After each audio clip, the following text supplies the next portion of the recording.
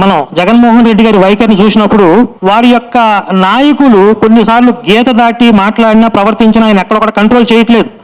సరే, అది వారి పార్టీ యొక్క వైఖరి, ఆయన వ్యక్తిగత విధానం, ఆలోచన విధానం అనుకోవచ్చు. కానీ హిందువుల పవిత్ర క్షేత్రాల్లో కూడా అలాంటి ధోరణి, అలాంటి నియంతృత్వపు ధోరణి చూపిస్తే ఎవరు ప్రశ్నించేవారు ఉండరు, మాట్లాడేవారు ఉండరు అనుకోవడం అవివేకం. ఈయన నేను చాలా ప్రార్థనలు చేసుకుంటాను, బైబిల్ బాగా చదువుతాను అని చెప్పారు. ఆయన వ్యక్తిగతంగా క్రైస్తవుడు అయి ఉండొచ్చు, బైబిల్ బాగా చదువుకోవచ్చు, అది ఆయన హక్కు.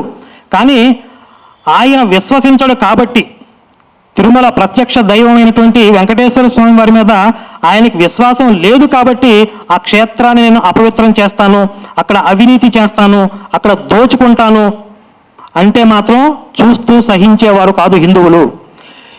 ఇది ఒక రాజకీయ పరమైనటువంటి విషయంగా కాకుండా హిందూ విశ్వాసాల మీద జరిగినటువంటి తీవ్రమైన దాడిగా పరిగణించి మళ్ళీ భవిష్యత్తులో ఇలాంటి ఆలోచన కానీ ప్రయత్నం కానీ ఇంకెవరూ చేయకుండా ఈ నేరంలో భాగస్థులైన వారికి కఠినమైనటువంటి శిక్షలు విధించాలి అని చెప్పి మేము ప్రభుత్వాన్ని డిమాండ్ చేస్తూ ఉన్నాం.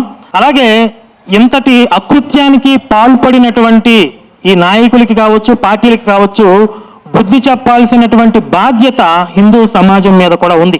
మరి రాబోయే కాలంలో తగినటువంటి చర్యలు లేకుండా నామమాత్రంగా ఏదో విచారణ జరిగింది, మళ్ళీ కొంతకాలం తర్వాత అందరూ మర్చిపోయారు, వేరే విషయాలు వచ్చాయి అన్నట్లుగా కాకుండా దీంట్లో ఖచ్చితంగా నేరస్తులకి కఠినమైన శిక్షలు పడాలి. తర్వాత భవిష్యత్తులో ఎలాంటి ప్రయత్నం ఎవరు చేయాలన్నా కూడా వారి వెన్నులో వణుకు పుట్టించేలాగా ఆ చర్యలు ఉండాలి అని చెప్పి మేము హిందూ సంస్థల నుండి ప్రభుత్వాన్ని డిమాండ్ చేస్తూ ఆ వ్యక్తులకి, ఆ పార్టీలకి బుద్ధి చెప్పడానికి హిందూ సమాజం సిద్ధంగా ఉందని చెప్పి మేము హెచ్చరిస్తూ జై శ్రీరామ్, భారత్ మాతా కీ జై.